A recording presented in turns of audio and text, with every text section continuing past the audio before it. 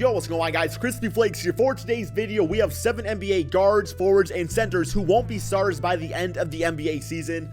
So, you know, like, this could be because just the rotation's not there. Maybe a certain player doesn't fit into the system. Maybe the player does not really live up to their potential as a starter, so for that reason, they go on the bench. I'm going to go through each of these players, all 21 of them, and I'm going to see if I agree or disagree with if they should be a starter or not. Maybe they should be traded, you know, things along those lines. So this is an article by Darnell Jones. As always, guys, I do want your thoughts and opinions in the comment section below. And here we go. So first we have George Hill of the Cleveland Cavaliers. Is he actually still starting for the team? Is this like serious? Because, I mean, Colin Sexton's the future of that team. He's at least a future piece. And George Hill is just washed up. I don't want to say he's washed up, man. I just want to say he has no business starting for the Cleveland Cavaliers, a team that is not contending for anything except the first pick in the draft. So why not give those minutes to some of the young bloods out there, man? Why not give those minutes to, you know, Colin Sexton at point guard, put Jordan Clarkson at the 2 spot, you know, just the guys that are going to help build the rebuild of the team out there, man. George Hill's not doing that. No way in hell he should be starting. If anything, he should be bought out by this team and have a chance to at least go to a contending team and be a nice backup point guard or something, if that, man. Although I wasn't all impressed with George Hill's stint on the Cleveland Cavaliers anyway, so I'm being a little hard on him. It's just how I feel.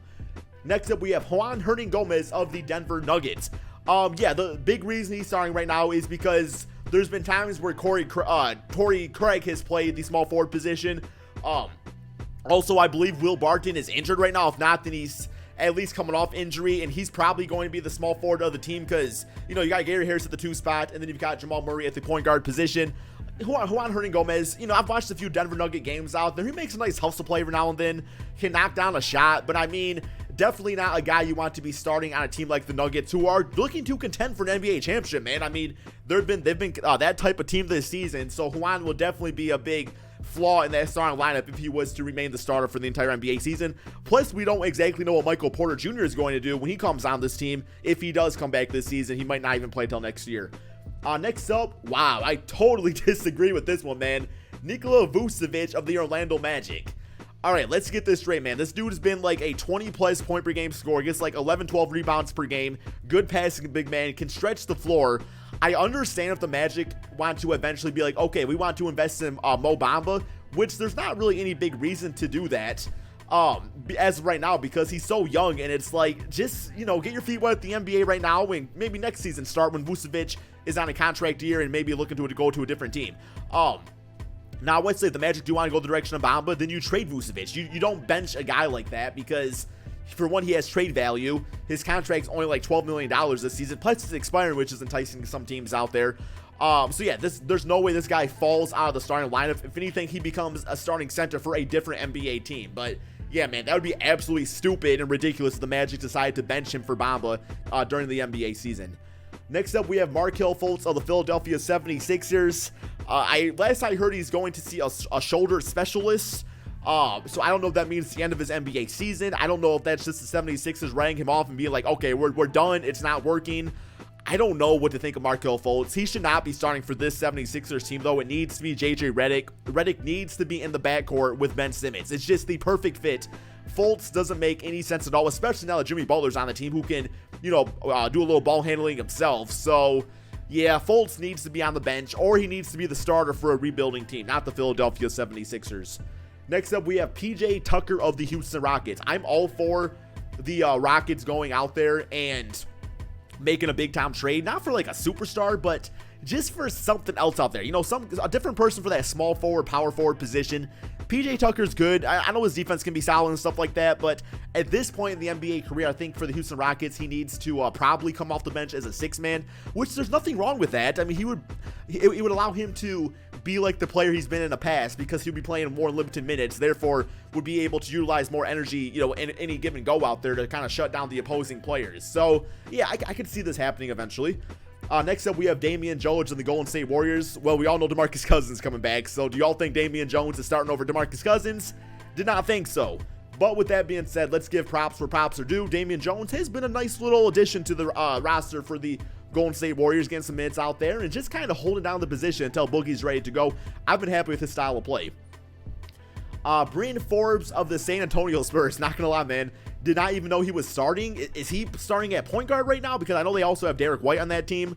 DeJounte Murray, of course, is gone for the season. So I guess unless there's a better option out there, which I'm looking on here, I guess they're talking. Yeah, he says it's not a natural point guard, and his shooting ability allows him to play alongside Patty Mills as a reserve. I guess they would need to probably make some sort of trade, though, or something, unless they think Lonnie Walker's going to play point guard, which I don't know how I feel about that. I guess I don't really see a big reasoning why he wouldn't get moved to the bench unless they end up getting somebody else to take that position over. All right, next up, we have Justin Holiday of the Chicago Bulls.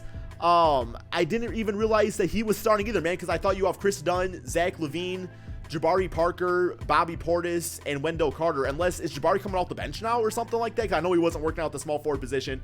Regardless, you know, I think Denzel Valentine should probably get a few minutes at the starting spot as small forward. Of course, once Lauri Markkanen's back on the team, then the rotation's definitely going to switch up. But Justin Holiday, if anything, brings some spacing out there. Does he deserve to be a starter? Probably not, though. I think we can all agree with that. Center Hassan Whiteside, Miami Heat. What? Who wrote this article, man?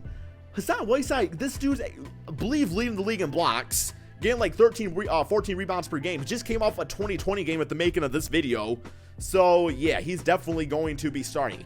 Same case where it's like, okay, maybe they want to get some trade value for him because the Miami Heat look like they are probably not going to contend this season unless they pick things up.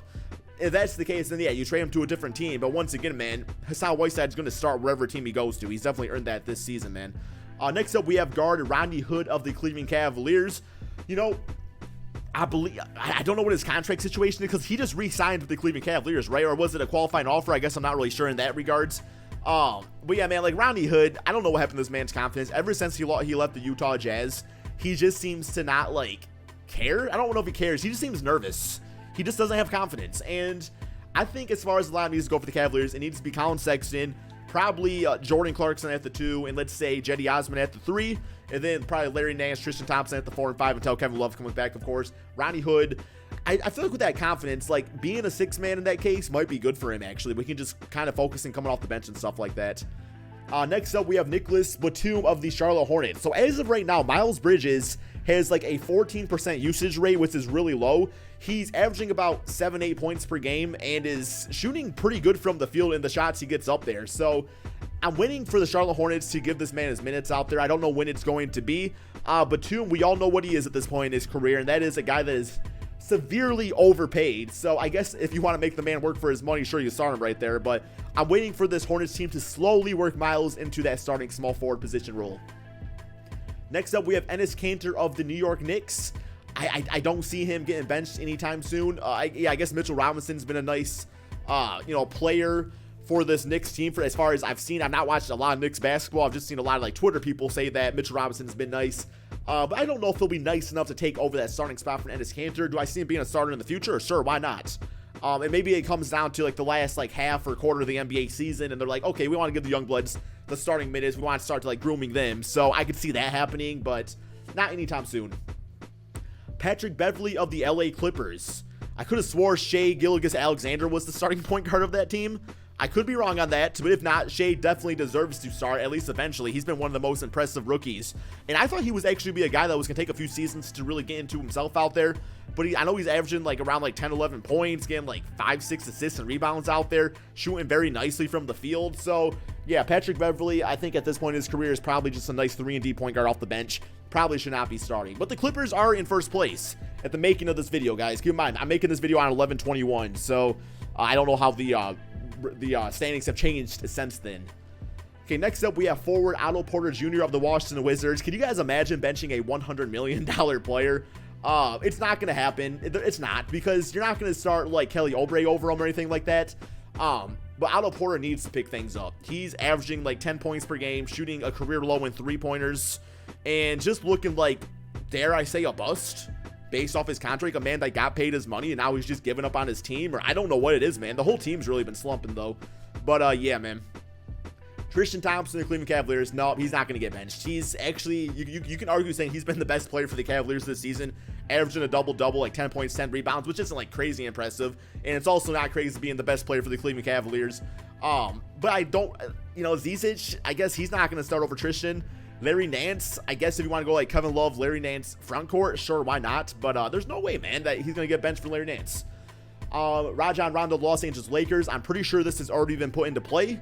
with Lonzo Ball being the new starting point guard, especially Rondo out with injury as of right now, as far as I've seen last.